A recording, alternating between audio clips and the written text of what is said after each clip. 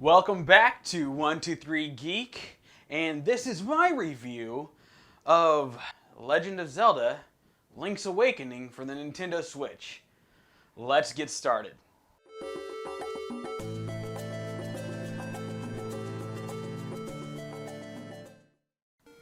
Thank you so much for stopping by 123 Geek, and this is my review for Legend of Zelda Links Awakening for the Nintendo Switch. So I'm going to start out with the good. The game is a blast. It brings back memories that I didn't realize I even had. And it's honestly going to be something that I'm going to continue to play. Everything, the sword battles, there's added things to the game that are pretty awesome.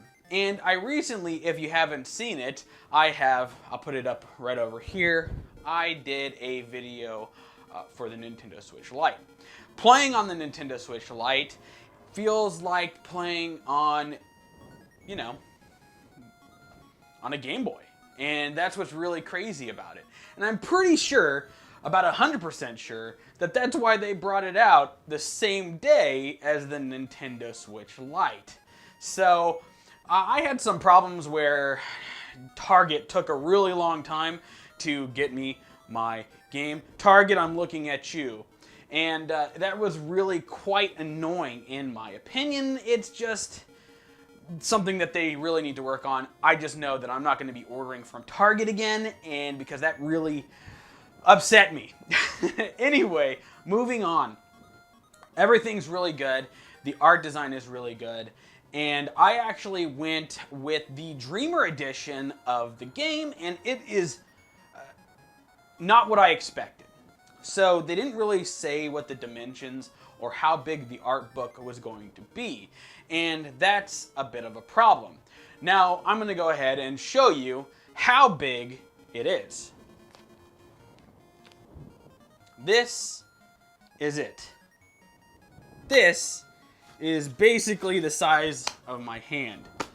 And it's kind of disappointing.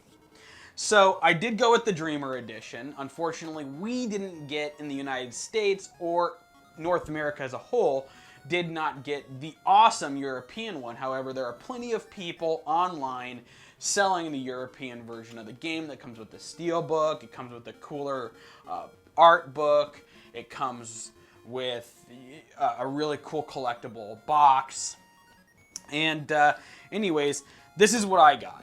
And actually, my box is pretty screwed up when I got it, so I'm a little disappointed on that. However, let me go ahead and show you the book. So, the book is pretty awesome. This is the book. Like I said, it's fairly small. It's just a little bit bigger than my hand. There are, lots of pages. There's lots of amazing stuff in here. There is a really cool map of the one from the Game Boy, which is pretty awesome. Let me get that into frame a little bit better. And so that is the original map, and they kept true to the original map. However, there are some very strange changes that they decided to make to the game. I'm going to do that in a separate video. This is right now is just my review on the game itself. Moving on. So, I'm going to talk about, let's talk more about the game itself before I get into what's bad. The game is great. The music is amazing. Everything stays pretty true to the original game.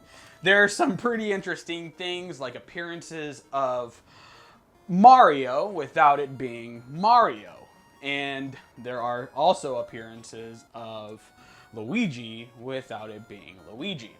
So, as you know, if you have played this game before, there are tons of references to Mario games. And, that just so happens to be the case still. They kept true to, like I said, the original game on the Game Boy.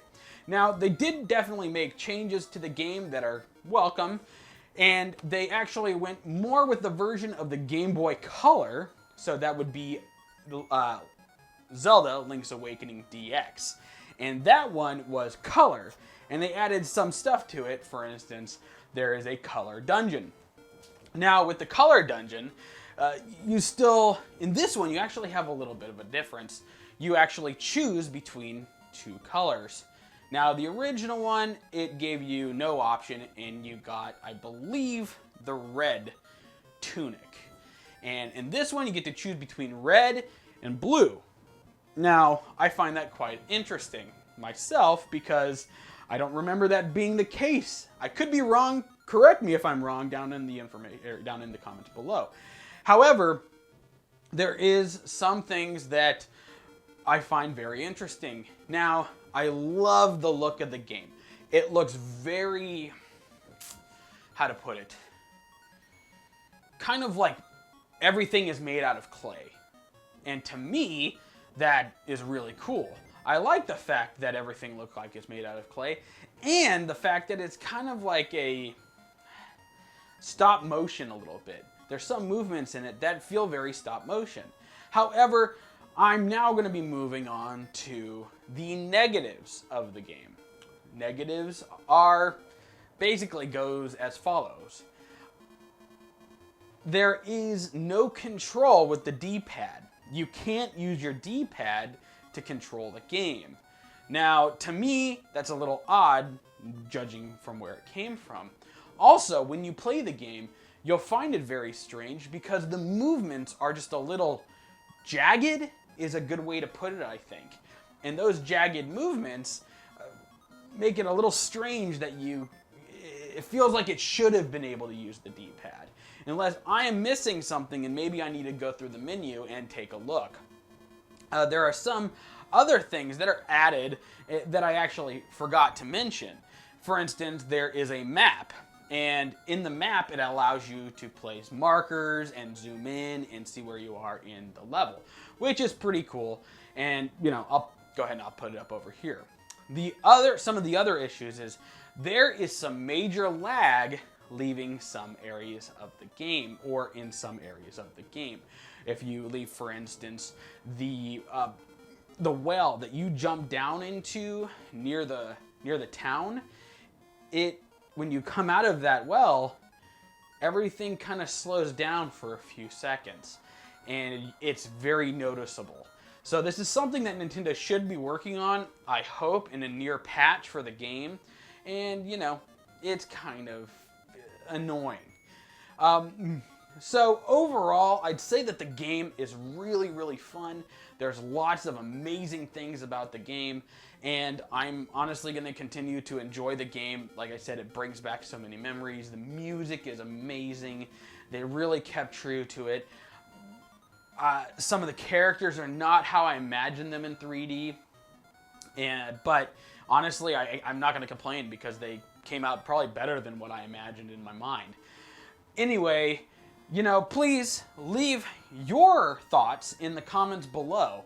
And if you have any questions, please leave those in the comments below. If there's anything that you would like me to cover, please leave those in the comments below.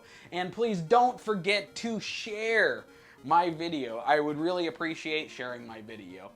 And please don't forget to like, don't forget to subscribe, and don't forget to hit that bell icon so that you can be notified when I put up any new videos. Like I said, I'm going to be doing a video regarding the strangest changes that they made to the game. Anyways, thank you so much for stopping by 123 Geek. Have a fantastic week.